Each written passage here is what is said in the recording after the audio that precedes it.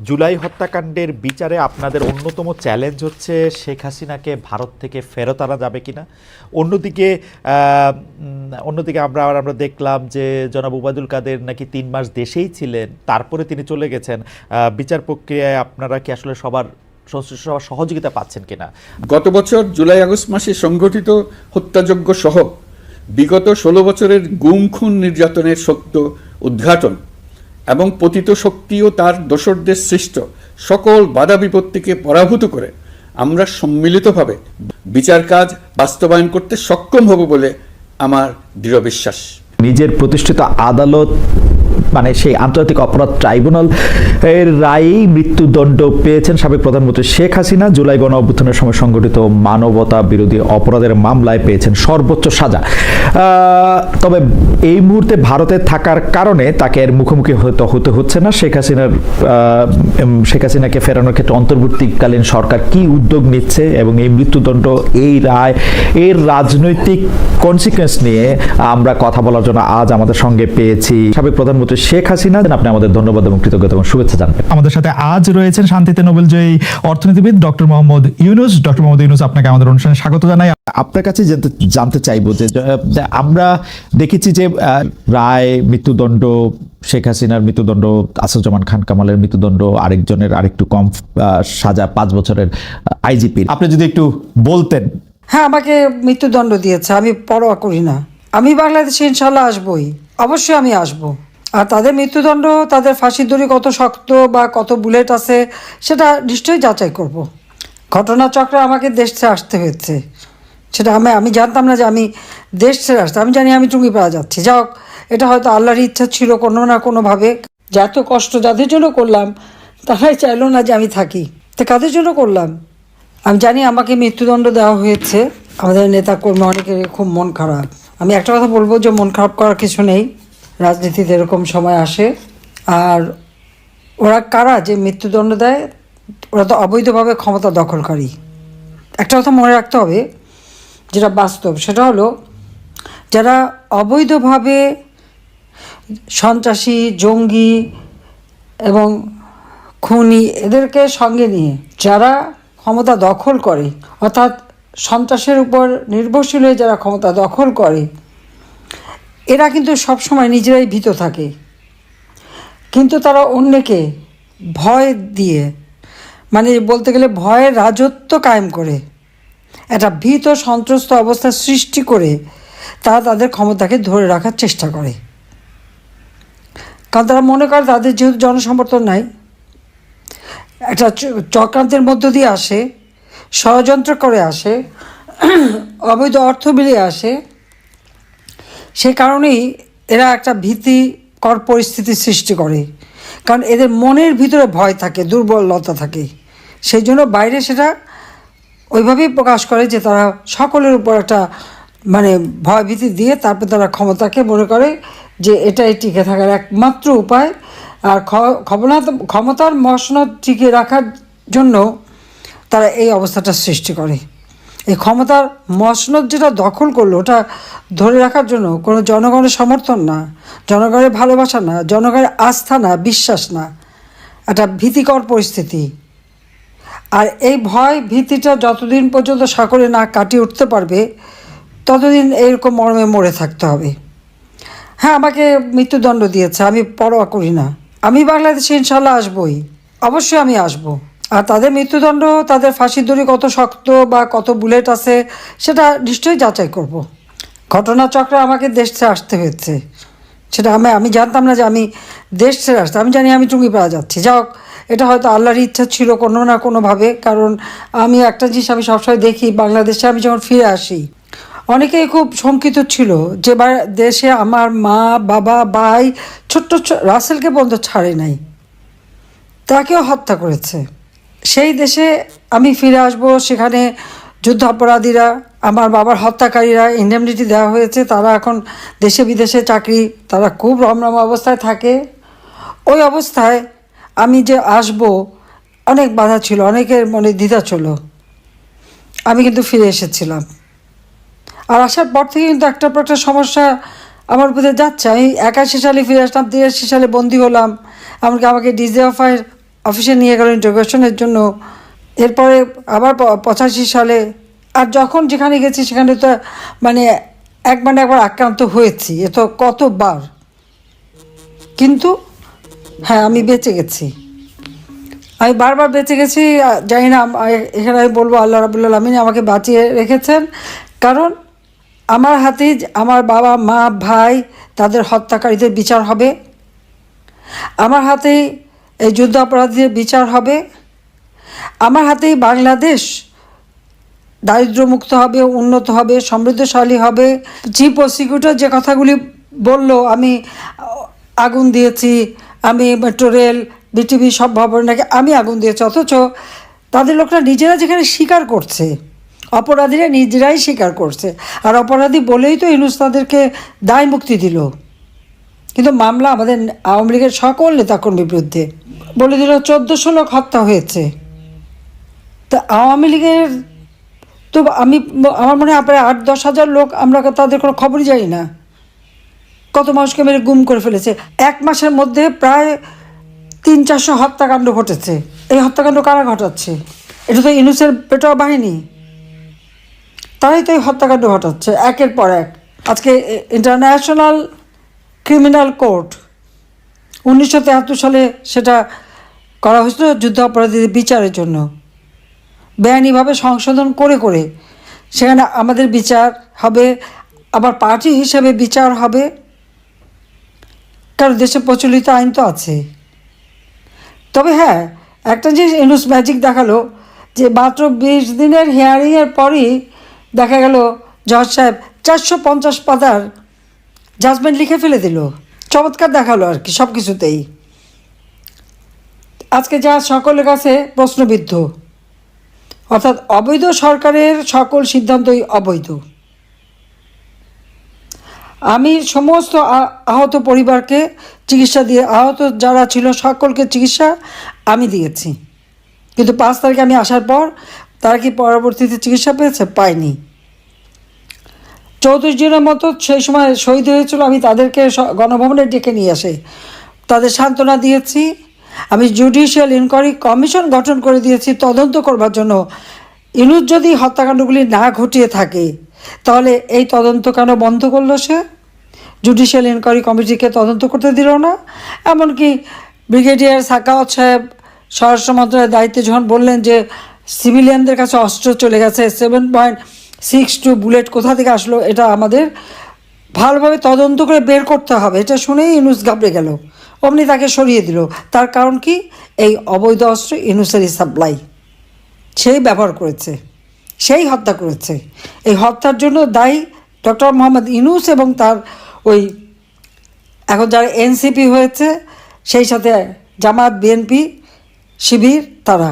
আমি একটু জানতে চাইবো যে 32 নম্বর ধানমন্ডি 32 নম্বর যেটা বঙ্গবন্ধুর বাড়ি ছিল, সেটি ভাঙচুর এর আগে যখন হয়েছে সরকার সেটি ঠেকানোর কোনো রকম চেষ্টা দেয়নি। অনেক সরকারের শীর্ষ কর্মকর্তা একে জনরোষ বলেছিলেন।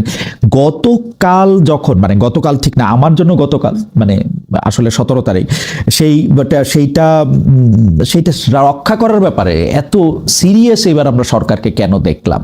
এতে কি সরকারের অবস্থানে পরিবর্তন হয়েছে নাকি মানে না, আসলে কোনটা? মানে 32 নম্বর ভাঙতে চেয়েছে জনগণ, ভাঙতেই তো দেওয়া উচিত ছিল এর আগের বারের কথা স্মরণ করে আর কি। বাংলাদেশ একটা ক্রান্তি লগ্নের মধ্য দিয়ে চলছে। বাংলাদেশকে নিয়ে যেন একটা ধ্বংসের খেলা শুরু হয়েছে। বাংলাদেশের আজকে চরমভাবে ধ্বংস করে আজ একটা জঙ্গি সন্ত্রাসীদের দেশ হিসেবে পরিণত করা হয়েছে। এই ছোট বাড়িটা, যে বাড়িটা আমার মা অনেক কষ্ট করে প্রতিটি ইট নিজের হাতে গেড়ে এই বাড়িটা গড়ে তুলেছিলেন, ওই বাড়িতেই 15ই আগস্ট আমার বাবা জাতির পিতা বঙ্গবন্ধু শেখ মুজিবকে হত্যা করা হয়। আমার মা বেগম ফজিলাতুন্নেসা মুজিবকে হত্যা করে। আমার 3 ভাই, সকলে আমার ছোট। মুক্তিযোদ্ধা ক্যাপ্টেন শেখ কামাল, মুক্তিযোদ্ধা লেফটেন্যান্ট শেখ জামাল এবং ছোট রাসেল, যার বয়স ছিল মাত্র 10 বছর, তাদেরকে কেউ নির্মমভাবে হত্যা করে। কামাল জামালের নবপরিণীতা বধূ সুলতানা এবং রোজি জামালকে হত্যা করে। আমার একমাত্র চাচা শেখ আবু নাসের, তিনিও মুক্তিযোদ্ধা, পঙ্গু ছিলেন, ঘাতকের নির্মম বুলেটের আঘাতে তিনিও জীবন হারান। যে স্মৃতিটুকু নিয়ে 2 বোন বেঁচে ছিলাম, আজকে সেই স্মৃতিটুকু ভেঙে ফেলা হচ্ছে। এর আগে আগুন দিয়ে পুড়িয়েছে, আজকে তা ভেঙে ফেলা হচ্ছে। হ্যাঁ, একটা দালান ভেঙে ফেলতে পারে, ইতিহাস মুছতে পারবে না। একবার ভাঙলে আবার আমরা করতে পারবো। এই বাংলাদেশ আবার মাথা তুলে দাঁড়াবে, বাংলাদেশের মানুষ আবার বিশ্ব দরবারে মাথা উঁচু করে দাঁড়াবে। আল্লাহ যখন বাঁচিয়ে রেখেছেন, তো নিশ্চয়ই আমার কিছু কাজ বাকি আছে, সেটুকু করার জন্য আল্লাহ বাঁচিয়ে রেখেছেন। নইলে বারবার কেন মৃত্যুর হাত থেকে বেঁচে আসবো? মানুষের দোয়া, উপরে আল্লাহ রাব্বুল আলামিন ওই গ্রেনেড হামলা, গুলি, বোমা সব জায়গা থেকে তো আমাকে রক্ষা করে নিয়ে এসেছেন। এবারেও তো সেই একই অবস্থা। এবার তো একটাই লক্ষ্য ছিল, তার মেটিকুলাস ডিজাইনই ছিল ইউনূস সাহেবের আমাকে 2 বোনকে হত্যা করা। তারপরেও কিভাবে আল্লাহ আমাদেরকে রক্ষা করেছেন। কাজেই আবার বাংলাদেশ ফিরে আসবে, মুক্তিযুদ্ধের চেতনা গড়ে উঠবে, শহীদের রক্ত কখনো বৃথা যেতে পারে না। এটাই আমার কথা। আমাদের মুক্তিযুদ্ধের ইতিহাস আমাদের গৌরবের ইতিহাস, আমাদের বিজয়ের ইতিহাস। এই ইতিহাসকে মুছে ফেলতে পারবে না। আমি জানি এটা মুছে ফেলার চেষ্টা হচ্ছে, সংবিধানকে ধ্বংস করা, জাতীয় পতাকা ধ্বংস করা, অনেক চেষ্টাই করা হয়েছে। কিন্তু লাখো শহীদের রক্তের বিনিময়ে যে পতাকা পেয়েছি, যে সংবিধান পেয়েছি, যে স্বাধীনতা পেয়েছি, তা ওই কয়েকজন বুলডোজার দিয়ে ভেঙে ঘুরিয়ে দেবে এ শক্তি তাদের হয়নি এখনো। এটা তাদের দুর্বলতার প্রকাশ। তারা একটা দালান ভাঙতে পারে, কিন্তু ইতিহাসকে তারা ধ্বংস করতে পারে না। ইতিহাস কিন্তু তার প্রতিশোধ নেয়, এটাও তাদের মনে রাখতে হবে। একবার মুছে ফেলা হয়েছিল 75-এর পর, এরপর আবার এখন শুরু। যারা এটা করছে তারা তাদের হীনমন্যতার পরিচয় দিচ্ছে। যারা এটা করছে তারা তাদের হীনমন্যতার পরিচয় দিচ্ছে। জুলাই হত্যাকাণ্ডের বিচারে আপনাদের অন্যতম চ্যালেঞ্জ হচ্ছে শেখ হাসিনাকে ভারত থেকে ফেরত আনা যাবে কিনা। অন্যদিকে আমরা দেখলাম যে জনাব ওবায়দুল কাদের নাকি 3 মাস দেশেই ছিলেন, তারপরে তিনি চলে গেছেন। বিচার প্রক্রিয়ায় আপনারা কি আসলে সবার সহযোগিতা পাচ্ছেন কিনা? আপনার কি মনে হয় তিনি কিভাবে দেশ ছেড়ে চলে গেলেন? এই সরকারের মধ্যেই কি কেউ তাকে দেশ ছেড়ে চলে যেতে সাহায্য করেছেন? গত বছর জুলাই আগস্ট মাসে সংঘটিত হত্যাযজ্ঞ সহ বিগত 16 বছরের গুম খুন নির্যাতনের সত্য উদ্ঘাটন এবং পতিত শক্তি ও তার দোসরদের সৃষ্ট সকল বাধা বিপত্তিকে পরাভূত করে আমরা সম্মিলিতভাবে বিচার কাজ বাস্তবায়ন করতে সক্ষম হব বলে আমার দৃঢ় বিশ্বাস। মানবতা বিরোধী অপরাধের বিচারের জন্য আন্তর্জাতিক অপরাধ ট্রাইব্যুনাল গঠনের পর প্রসিকিউশন টিম গঠন ও তদন্ত কর্মকর্তা নিয়োগের পাশাপাশি বিচারিক কার্যক্রম পরিচালনা প্রক্রিয়াধীন ছিল। যত দ্রুত সম্ভব বিচার কাজ শুরুর ব্যাপারে আমরা আশাবাদী ছিলাম। আপনারা জানেন, জুলাইয়ে সংঘটিত হত্যাযজ্ঞের বিচার ইতিমধ্যে শুরু হয়ে গেছে। বিচার কাজ যেন দ্রুত গতিতে সম্পন্ন হয় সেজন্য সরকারের পক্ষ থেকে যত রকম সহযোগিতা প্রয়োজন আমরা তা দিচ্ছি। বিচারের জন্য আন্তর্জাতিক অপরাধ ট্রাইব্যুনালের এজলাস কক্ষ ডিজিটাল প্রযুক্তিতে সমৃদ্ধ করা হয়েছে।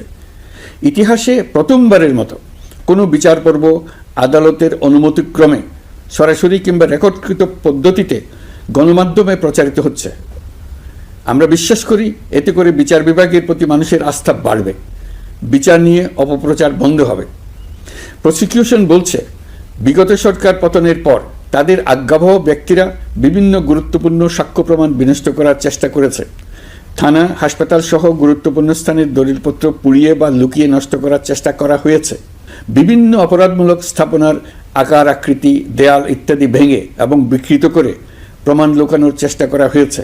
বিভিন্ন ডিজিটাল এভিডেন্স যেমন ভিডিও, অডিও, ইন্টারনেট ডেটা যেগুলো ডিলিট বা ধ্বংস করার চেষ্টা করা হয়েছে, তদন্ত কর্মকর্তারা সর্বাধুনিক প্রযুক্তি ব্যবহার করে সেগুলো রিকভার এবং রেস্টোর করার কাজ করছেন। এই কাজে আমরা দেশবাসীর কাছেও সহযোগিতা কামনা করছি। স্বৈরাচারী সরকারের আমলে গত 16 বছরে রাজনৈতিক ভিন্নমত দমনের জন্য বিপুল সংখ্যক মানুষকে গুম করা হয়েছিল। এই মানুষগুলোকে এমন সব বন্দিশালায় আটকে রাখা হয়েছিল যাদের কোনোটির আয়তন ছিল মাত্র 3 ফিট বাই 3 ফিট। গুমের ঘটনা তদন্ত ও এই ভয়াবহ অপরাধের সঙ্গে যারা জড়িত তাদের বিচারের জন্য একটি স্বাধীন গুম সংক্রান্ত কমিশন নিরলসভাবে কাজ করে যাচ্ছে। তারা গুমের এমন রোমহর্ষক ঘটনা আবিষ্কার করেছে যা নিষ্ঠুরতার চূড়ান্ত সীমা ছাড়িয়ে গেছে। মানুষকে পেট কেটে সিমেন্টের বস্তা ঢুকিয়ে নদীতে ডুবিয়ে দেওয়া হতো, ইনজেকশন দিয়ে অজ্ঞান করে জ্বলন্ত ইটভাটায় নিক্ষেপ করা হতো, ট্রেন ও গাড়ির নিচে ছুঁড়ে ফেলা হতো। কমিশন এখন পর্যন্ত 2টি অন্তর্বর্তীকালীন প্রতিবেদন জমা দিয়েছে। তারা এখনও প্রতিনিয়ত নতুন নতুন অভিযোগ পাচ্ছে। ইতিমধ্যে গুমের তদন্ত কার্যক্রমের জন্য ঢাকা শহরে 3টি, চাঁপাইনবাবগঞ্জ ও বগুড়া জেলায় 3টি গুমের কেন্দ্র পরিদর্শন ও সাক্ষ্য গ্রহণ করা হয়েছে। তদন্ত কাজে মানুষের সম্পৃক্ততা বাড়াতে বিশ্ববিদ্যালয়, মাদ্রাসা পর্যায়ে গণশুনানি গ্রহণ করা হয়েছে। মোট 8 শতাধিক শিক্ষার্থী, শিক্ষক, সাধারণ মানুষ গণশুনানিতে অংশ নিয়েছেন। গুম সংক্রান্ত বেশ কিছু অভিযোগ ইতিমধ্যে আন্তর্জাতিক অপরাধ ট্রাইব্যুনালের তদন্ত সংস্থার কাছে জমা হয়েছে। এছাড়াও এই সংক্রান্ত একটা আইন প্রণয়নের কাজ প্রায় শেষ পর্যায়ে আছে। অল্প কিছুদিনের মধ্যেই এটি চূড়ান্ত হবে বলে আশা করছি। গত 16 বছর ধরে এদেশের প্রতিটি স্তরে অপরাধ, অনিয়ম, দুর্নীতির ভাইরাস ছড়িয়ে পড়েছিল। এই রোগাক্রান্ত রাষ্ট্র ব্যবস্থাকে রোগমুক্ত করে জনগণের কল্যাণমুখী করতে হলে আমাদের রাজনৈতিক দলগুলোর সক্রিয় অংশগ্রহণ জরুরি। আমরা দায়িত্ব নেবার পর থেকেই রাজনৈতিক দলগুলোর সাথে নিয়মিত যোগাযোগ রেখেছি। বিভিন্ন ইস্যুতে রাজনৈতিক নেতাদের সঙ্গে আলাদা এবং একত্রিতভাবে বৈঠক করেছি। সর্বশেষ গত মাসের শেষ সপ্তাহেও বিভিন্ন রাজনৈতিক দলের নেতৃবৃন্দের সঙ্গে আমি বৈঠক করেছি। সরকার পরিচালনায় তারা তাদের গুরুত্বপূর্ণ মতামত তুলে ধরেছেন। রাজনৈতিক দলগুলো শুরু থেকে আমাদের সাথে সহযোগিতা করে আসছেন এবং সবসময় তারা সহযোগিতা অব্যাহত রাখার প্রতিশ্রুতি দিয়েছেন। জাতিসংঘের স্বীকৃত 5টি ধাপ অনুযায়ী পুলিশ সদস্যদের প্রশিক্ষণ দেওয়া হচ্ছে।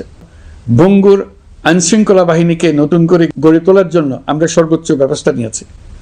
আইনশৃঙ্খলা বাহিনী দ্বারা কোনো মানবাধিকার লঙ্ঘন যাতে না ঘটে সেই জন্য পুলিশ সদর দপ্তরে একটি সেল কার্যকর করা হয়েছে, যেখানে মানবাধিকার সহ পুলিশ সদস্যদের মাধ্যমে সংগঠিত যে কোনো অপরাধের বিষয়ে অভিযোগ করা যায়। এই সমস্ত সেল অন্যান্য আইন প্রয়োগকারী সংস্থার প্রধান কার্যালয়েও স্থাপন করা হচ্ছে। আসামিদের জিজ্ঞাসাবাদ হবে স্বচ্ছ কাচের ঘরে। হাজতখানায় বন্দীদের মানবিক সেবা নিশ্চিত করা হবে। অভিযান পরিচালনার সময় পুলিশ যেন জিপিএস ট্র্যাকিং সিস্টেম ডিভাইস সহ বডি ক্যামেরা পরিধান করেন তা নিশ্চিত করা হবে। পুলিশ যেন আর কখনোই কোনো আন্দোলন দমনে প্রাণঘাতী অস্ত্র ব্যবহার করতে না পারে সেই ব্যবস্থা নেওয়া হয়েছে। বেআইনি সমাবেশে বল প্রয়োগের ক্ষেত্রে জাতিসংঘের স্বীকৃত 5টি ধাপ অনুযায়ী পুলিশ সদস্যদের প্রশিক্ষণ দেওয়া হচ্ছে। সব মিলিয়ে স্বরাষ্ট্র মন্ত্রণালয়ের পুলিশ সংস্কার কমিশনের প্রস্তাব অনুযায়ী 16টি সংস্কার কাজ সম্পন্ন হয়েছে। আরও 43টি সংস্কার কাজ সমাপ্ত হওয়ার পথে। দেওয়ানি আইন, নারী ও শিশু নির্যাতন দমন আইন সহ বিভিন্ন আইনগত সংস্কার সম্পন্ন হয়েছে। সম্প্রতি সরকার ফৌজদারি কার্যবিধি সংশোধন অধ্যাদেশ 2025 অনুমোদন করেছে। এর ফলে এখন থেকে কোনো ব্যক্তিকে আটকের পর 12 ঘন্টার মধ্যে যত দ্রুত সম্ভব পরিবারকে জানাতে হবে। আটককৃত ব্যক্তিকে আইনজীবীর সঙ্গে সাক্ষাতের সুযোগ দিতে হবে। গ্রেপ্তারকৃত ব্যক্তি রিমান্ডের পর অসুস্থ বা আহত হলে তাকে ডাক্তার কর্তৃক পরীক্ষা করতে হবে এবং আঘাতের কারণ নিশ্চিত হতে হবে। তার প্রয়োজনীয় চিকিৎসা দিতে হবে। এক্ষেত্রে পুলিশের দায় থাকলে আইনি ব্যবস্থা নেওয়ার বিধান যুক্ত করা হয়েছে। এই আইনের ফলে গ্রেফতার ও আটক নিয়ে মানুষের হয়রানি অনেক কমে আসবে। পুলিশের জবাবদিহিতা বাড়বে এবং বিচারের কাজ দ্রুততর হবে।